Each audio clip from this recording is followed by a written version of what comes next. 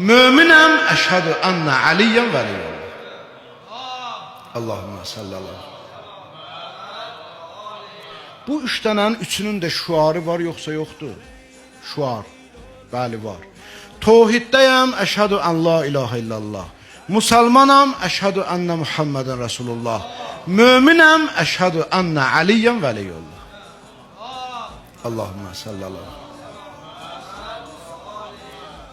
Ona görə siz deyin başqalarına görəndə, rast gələndə deyin. Deyin ki, yaxşı, sən müvəhhidsən, şuarıvı de, deyəcək la ilahə illallah. Denən sən musalmansan, şuarıvı de, deyəcək risalət şuarın deyəcək.